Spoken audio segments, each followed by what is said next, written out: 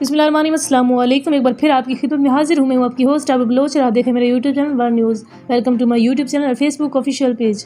ناظرین گرامی، آج ہم آپ کو البانیہ کے بارے میں بہت اہم معلومات دینے والے ہیں۔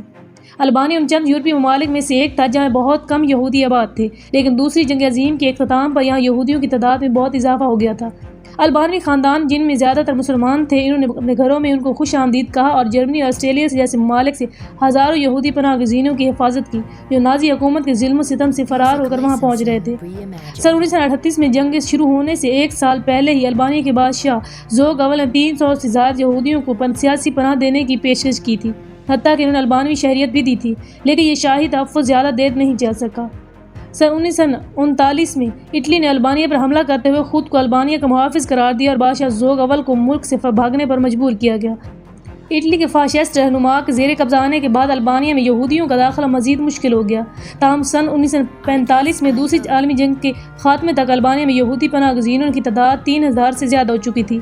اتنی زیادہ تعداد کی وجہ سے اس کی شہریوں کی روایتی یکجہتی اور بیسا نامی ضابطہ اخلاق ہے۔ یہ روایت پاکستان کے شمال مغربی خطوں میں آباد پشتونوں کے ضابطہ پشتون ولی سے بہت مشابہت رکھتی ہے، جس میں دیگر اقدار کے علاوہ مہمان نوازی کرنا یا پناہ دینا پشتون اپنے لیے باعث عزت سمجھتے ہیں۔ امریکن سوک لیگ کے ایک رہنما کہتے ہیں کہ البانیوں نے یہودیوں کو اپنے خاندان میں سمو لیا، انہیں کھانا کھلایا، ان کی دیکھ بھال کی اور انہیں چھپایا۔ جو حالات زیادہ خطرناک ہوتے گئے، البانیہ کے مسلمان خاندانوں نے یہودی پناہ گزینوں کو دوسری جگہوں پر منتقل کرنے کے طریقے تلاش کرنا شروع کیے۔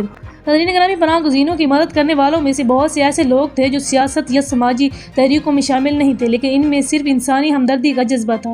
پوڈ کاسٹ ہسٹری یعنی خفیہ ہیروز پر پروگرام پیش کرنے والی ہیلینا بونہم کے مطابق یہ کہانی ایک فوڈ مرچینٹ ارسلان کی ہے جس نے اب سینکڑوں یہودی پناہ گزینوں کو بچانے کے لیے اپنی اور اپنے خاندان کی جان کو خطرے میں ڈالا تھا۔ ارسلان کا خاندان مسلمان تھا۔ البانیہ میں اکثریتی مذہب اسلام ہے، جہاں کی آبادی کا صرف 17% مسیح ہے، لیکن وہ اپنے آپ کو البانیہ کمیونٹی کا سب سے پہلا اور سب سے اہم حصہ سمجھتی تھی۔ ناظرین گرامی، بیسا اخلاقی ضابطہ یعنی ان اصولوں کا ضابطہ ہے جس کی بنیاد دوسروں کے ساتھ ہمدردی اور رواداری پر قائم ہے۔ بیسا کا مطلب ہے عزت و غیرت کا عہد، اور آپ کو اس کی اصلیت تلاش کرنے کے لیے 15ویں صدی کی زبانی روایات میں واپس جانا پڑتا ہے۔ یہ البانیہ میں اب بھی برقرار ہے۔ ڈیوڈ گارڈی کہتے ہیں کہ بیسا ذاتی عزت کو دوسروں کے ساتھ احترام اور مساوات سے جوڑتا ہے۔ اس کی اہم اقدار میں سب سے ایک مہمان کا غیر مشروط تحفظ ہے، جو اپنی جان کو خطرے میں ڈالنے تک بھی جا سکتا ہے۔ بیسا کا اخلاقی ضابطہ نسل در نسل منتقل ہوتا چلا آ رہا ہے۔ اوورجسٹ باکری نے BBC کو بتایا کہ یہ روایت صدیوں سے روایت کے حصے کے طور پر چلی آ رہی ہے۔ بیسا، جبکہ انہی روایات کو بیسا کا اصل ماخذ سمجھا جاتا ہے۔ بہت سے لوگ دلیل دیتے ہیں کہ قانون کہلانے والی روایت در حقیقت اس سے بھی پرانی ہے۔ البانیہ پہنچنے والے زیادہ تر یہودی چھوٹے شہروں اور پہاڑوں میں پناہ لے کر چھپ گئے تھے۔ یہاں البانیہ برادری کا ایک بڑا حصہ رہتا تھا، لہٰذا اس بات کا امکان بہت کم تھا کہ حکام انہیں تلاش کر لیں گے۔ پناہ گزین زیر زمین بنکروں اور پہاڑی غاروں میں چھپے ہوئے تھے، لیکن جب نازیوں نے البانیہ پر قبضہ کیا تو انہوں نے البانیہ کی حکومت سے مطالبہ کیا کہ وہ انہیں ملک میں آباد یہودیوں کی فہرست فراہم کریں تاہم انہیں جلا وطن کیا جا سکے، لیکن مقامی حکام نے انکار کر دیا۔ البانیہ امریکن سوگ لیگ کے ساتھ کام کرنے والی شرلی ڈیوڈ گارڈی نے لاوارث گھروں میں چھپے ہوئے یہودیوں کے بے شمار کہانیاں دیکھی تھیں، اس لیے یہودیوں کو دی جانے والی امداد کو قومی غیرت کا مسئلہ سمجھا جاتا تھا۔ البانویوں کی انسانی کردار کی یہ پہچان ہے کہ ہولوکاسٹ کے متاثرین کے لیے اسرائیل کی واشم یادگار تقریب 25,000 نیک اور متقی لوگوں کو خراج تحسین پیش کرتی ہے جنہوں نے یہودی برادری کی حفاظت کے لیے اپنی جان خطرے میں ڈال دی۔ اگرچہ دوسری جنگ عظیم ان مشکل ترین امتحانات میں سے ایک تھی جس کا اس سماجی ضابطہ کو سامنا کرنا پڑا، لیکن نازی حکومت کے مظالم نہ تو پہلا واقعہ تھے اور نہ ہی آخری چیلنج۔ تاریخ اپنے آپ کو دہراتی ہے، چاہے زمانے اور اس کے ہونے والے شکار بدل جائیں۔ کئی سال بعد 1990 کی دہائی میں 50,000 سے زیادہ مہاجرین سرب فوجی دستوں سے بچنے کے لیے کوسوو چھوڑ کر البانیہ چلے گئے۔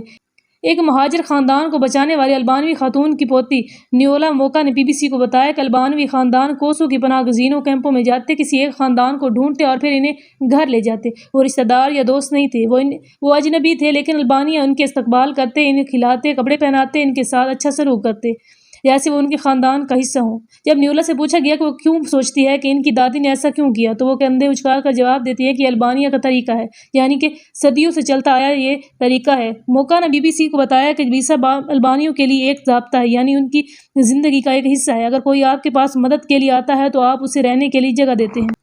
ناظرین گرامی، البانیہ اب ایک بار پھر مشرق وسطیٰ سے سفر کرنے والوں کو پناہ دینے کی پیشکش کر رہا ہے۔ افغانستان سے امریکہ کے انخلاء اور طالبان کے ملک پر قبضے کے بعد درجنوں افغان البانیہ میں پناہ لینے پر مجبور ہو گئے ہیں۔ البانیہ خیر سگالی کے جذبے کے اظہار کے طور پر 4000 افغان مہاجرین کی فخر کے ساتھ میزبانی کرے گا۔